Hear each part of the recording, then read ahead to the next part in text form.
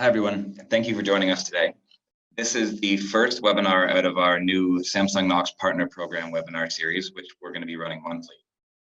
This webinar will be available after on the Samsung Knox Partner Program blog, and so will the other webinars that we're going to be doing in the future. Thanks for joining us today. This is the Knox Service Plugin webinar with our presenter, Fareed Merchant, who is a product manager out of the Samsung Research America campus. I'll hand it off to him now and we'll get started.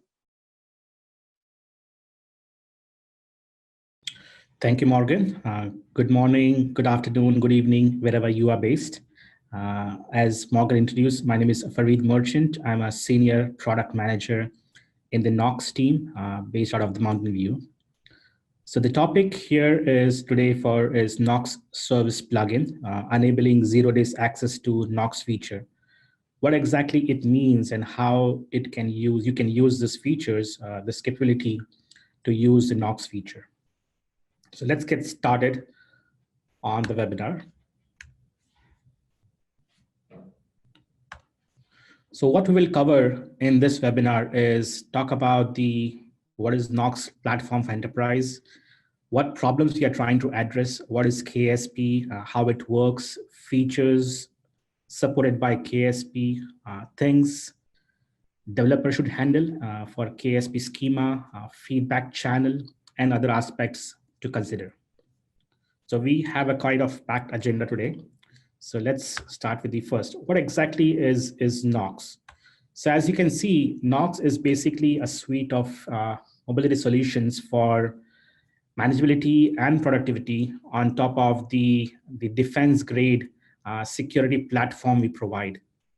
So as you can see, Knox is divided into two. One is the device level, which is more of a Knox security platform. And top of that, there are Knox Cloud Solutions, which is available for IT admins and security team, where you can provide different security management, firmware management, deployment. Some of the examples which we have is KME, KC, KG, and so forth. As you can see, Knox Security Platform is a market-proven and trusted security platform that can enable your business to move forward. It's secured more than 1 billion plus devices, enabled by 1,000 plus partners. At the same time, it has been highly rated in Gartner and other independent agencies with top regards. At the same time, the Knox has been certified with all the government agencies worldwide, name it a common criteria, FIPS, or any European agencies. All of this has provided certification, which we enable it in our devices. What are the few other features we provide in the KPE, which we call as Knox Platform for Enterprise? As you can see, there are lots of differentiating features available in KPE. Some of them just highlighting over here is non-bypassable VPN, dual encryption of data at rest. What it means is basically encryption at the device level. At the same time, encryption at the software level. So if you want to have a double encryption where you can have one encryption at hardware and another one and with using your software, and at the same time, you can have a third party or your own software encryption you can have to protect your data. Another feature which we have is deep customization, which is basically available to the end user where they can modify specific settings on their devices. But if it's a corporate device and if you want to control those settings at the IT level, you can control that at the IT level as well, such as if you want to control which Wi-Fi they can use or blacklist any Wi-Fi, or you can turn on the brightness at a specific level or block notifications. So some of the settings which are available can be controlled by the IT admin using deep customization. Another feature is the network platform analytics, where using the Cisco Connect or any other third party, where you can collect the network performance platform analytics from the devices, and using that you can probably see the network performance of the devices at a console level. And also you can see the universal credential management as well. So these are the few of the key differentiating features which we have, just to name a few, on the KPE. So why KSP? What exactly KSP do? It's, as you can see, with the Knox features, every device which we build, every new version we release, we provide new features to our customers. And at the same time, the UEM, we have hundreds and thousands of APIs. The UEMs has to decide which provides me the right ROI to support the new feature. And it has costs associated with developing any new API which we release. And at the same time, if a customer wants a specific features of Knox, it might not be available with the UEM solution vendor. And it's kind of a chicken and egg situation over here, is who builds it and when it builds it. Thinking this particular problem in mind, what we need to do is we should find a solution which will basically reduce the total cost of the ownership for the UEM solution. So every time when we release a new features for KPE, the cost should not incur to the UEM vendors or partner. At the same time, the solution should be consistent across any solution vendor. So if you change from one UEM to another UEM, the features should be available consistently across. And last but not the least is enable zero-day support to the new features for KPE. As soon as we release new features of KPE, it should be available to the end user. That's where how the KSP came into existence. Now, again, one more feature to, not feature, but one more thing to take care of it here is KSP is not a solution. Like we have different solutions like KME, KC, KG. KSP is not a solution. It is a channel through which you can access the KPE features. Now, KSP is an app published on Play Store that supports Knox policies as Android managed configuration. So managed configuration is not a new concept developed by Google. And basically, it's if you have an email app using the managed configuration, you can control the configuration of the app itself. So similar, based on this concept, the KSP has been built on. At the same time, it has additional advanced managed configurations, which we can talk later. But this is sitting on top of the Google OEM config uses. So UEM, if UEM supports OEM config once, it enables zero support for the KP features without repetitive development cost. And at the same time, end user can use a KSP plugin to set up Knox policies, even if it is not supported by UEM on native console. So as you can see, this is a simple channel through which we can enable all the KPE features as quickly as possible on the 0 day itself. Now, how it works. So first is IT admin enables managed Play Store using UEM console. So Samsung team pushes the KSP agent on the Google Play. Once it's pushed on the Google Play, it is downloaded by the UEM server. It downloads the KSP agent plus the managed config schema on the UEM server. From the UEM server, the IT admin can access those newly pushed KSP policy, and it's visible on the IT admin. And now, once the IT admin sees those policy or at their end, they can modify the policies as needed or checklist those policies as per their enterprise need. And then it pushes back to the UEM server through which it is pushing back to the Google Play as managed config. And then from the Google Play, it's being pushed to all the endpoint devices. And as you can see, the KSP agent has to be deployed per devices on the Google Play itself. And this is available as soon as the managed Google Play pushes those policies to the end user. So this is how simple it is to configure the KSP policy on the IT admin level. And one more thing to take a note over here is once those policies are pushed using the feedback channel, the IT admin can know whether the policy has been pushed or not. So it gives you a closed loop of once the policy is pushed, it will be visible or feedback to the IT admin that this is all good to go. Some of the differentiating features of KPE that is available in KSP is we have most of the KPE features available. Some of them, just to note of few of them, is the advanced VPN with SCO AnyConnect, NetMotion, Pulse Secure or Strong Swan, all the Samsung DAX management policies, biometric controls, and multi-factor authentication. Common criteria, if you're in the government agency, that is one of the most required mode that needs to be enabled or supported in KPE.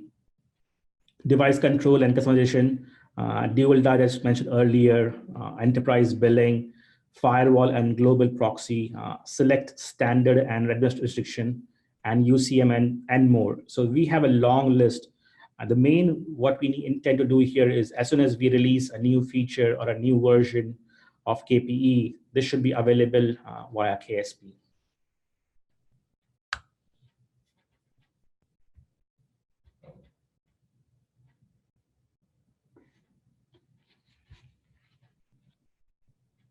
I have a few questions which I'll answer later in the presentation.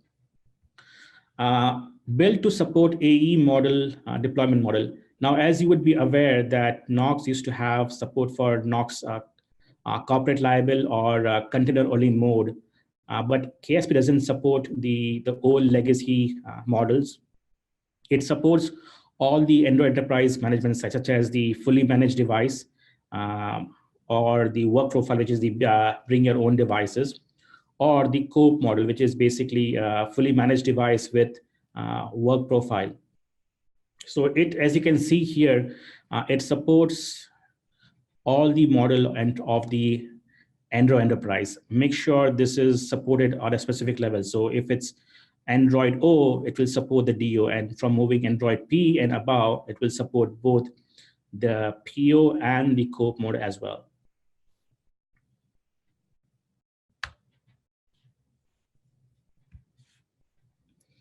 So things developers should handle. The first and foremost is the OEM config schema. So as you can know, the OEM config is basically an XML schema, which has to be written or extracted. The developer has to code on top of the XML and create a data-driven UI. So all the UEM console, they might have a variation of the UI design, but the underlying XML is the same, which is the OEM config schema. The second one that should be handled is the feedback channel that helps gather results and displays to the IT admin. So this is a specific important piece of the KSP, where without the feedback, the IT admin would not know if the particular policies was pushed or not.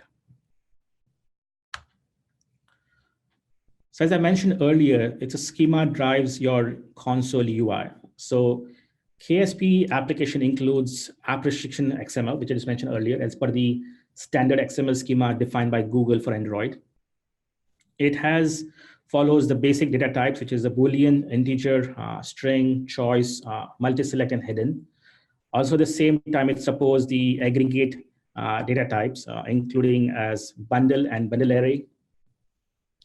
One thing which is important to know over here compared to the other managed configuration, this is an advanced configuration. So with help of Google, we have been able to define the 4 level of nesting of schema, such as bundle within bundle, which means if you have a biometric authentication inside a password policy, so basically it's a bundle within bundle. Then you also have bundle array within bundle, which is basically application shortcuts. You can have a bundle arrays of different application shortcuts within the DEX configuration, or you can have a bundle within a bundle array, which basically means If you have a bundle of all the different configurations of single VPN profile, and then you have a bundle array of VPN profiles array.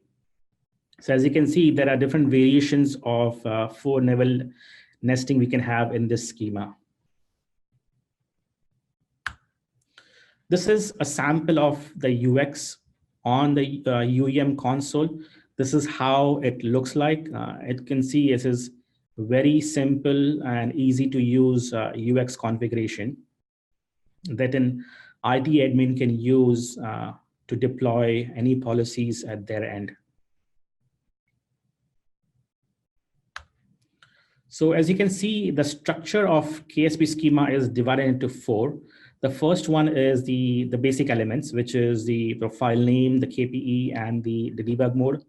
The second one is device-wide DO policy. So it will just focusing on the DO policies. It's mostly focusing on fully managed devices, where you have the complete control of the device. So you can have policies based on that. Or you can have the work profile policy, where you can basically bring your own devices. So you can have control on the profile owner side of the policies. And the last is the common configuration. So these configurations can be used either by the DO or the PO, or both together. So you can have DEX customization policies, or VPN profiles, or firewall configurations profile, and so forth.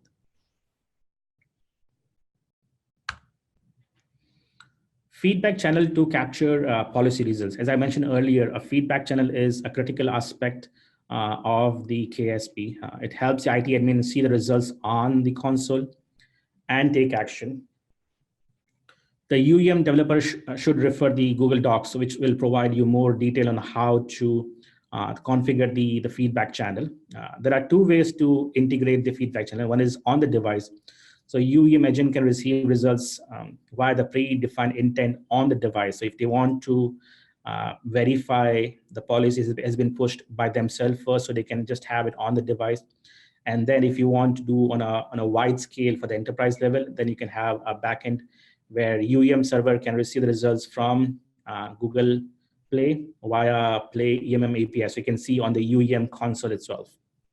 As you can see, this is a sample of the table, which shows the detail of the feedback. It will include the timestamp, the package name, the key, which was, or the policy, you can say. Key is the backend name for the policies. And then you have the severity and the message exactly. If you see the message here is the VPN policy in device-wide policy successfully applied.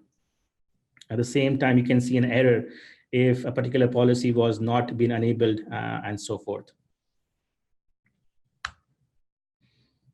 Other aspects to consider in your design. This is a very important thing to know in the UI design. As you know, the list of policies available to the IT admin keeps on growing. Every time we release a new version, we add new policies in the list. And if we don't have a good UI, it will make it difficult to navigate for the IT admin and to make it usable. So these are a few of the UI guidelines which we try to have. First is ensure its readability. Is show schema hierarchical. So if you have a hierarchical structure of the schema, make it easy for the IT admin to see the hierarchy, and it can expand and collapse on the hierarchy of the policies. The second would be easy to navigate of policies. So if you can easily navigate and find out, is it a DO-based policies, is it a PO-based policies, and is it the configuration required to be configured, and so forth. So if it's easy to navigate, that makes it much easier for the IT admin to use it. The third is show full policy title. If you just show the few words and miss out the remaining parts of the policy, it might make it difficult for the IT admin to understand what exactly those mean. So some way of showing either maybe a pointer or a complete display of a full maximum screen available, whichever works out for the UI, that can be done. And show appropriate amount of info at a time. So these are the few UI guidelines. It all depends upon the UEM to UEM and how they want to implement the design. But the main focus is the experience which we provide to the user should be very simple and straightforward. Because as a list of policies keeps on increasing. We need to make it easy and simple for the user. Other aspects to consider, the one is the COPE mode, which is basically corporate owned, personally enabled devices. For code mode, it supports both managed Play Store in both DO and PO. And as you can see in COPE, each device has a KSP instance in DO and the KSP instance in the PO. And same managed configurations input can be provided to both the KSP instance. And the results of both the KSP agents will be delivered back to the UEM console. So KSP also enables support in the COPE support, which is most of the commonly required in the federal government agencies or defense agencies, where they would like to manage both the sides of the device, which will be device side and the container side. So in summary, as you can see over here is the Knox Service plugin reduces your cost if you're to help customer use Knox feature on the device of choice. It enables a KSP offering solution. So if you are a UEM vendor or a partner, you can have support for KSP through managed configuration and 4-level nested schema, support feedback channel together and display results. And we have documentation available on the portal samsungknox.com, where you can find out how you can get started on integrating of the KSP in your UEM solution or your solution to enable the Knox features as soon as they are available on the 0-day to your customers. In the appendix, as you can see, as mentioned earlier, we have the KSP documentation, and the feedback channel basically should be governed by the Android guidelines, which will provide you how to implement the feedback channel. And last but not the least, if you want to be the partner, you can reach out in this portal itself on partner.samsungknox.com or developer.samsungknox.com to see what and how you can become a partner in the partnership and enable your customers to get those KPE features and provide a strong solution for your own applications.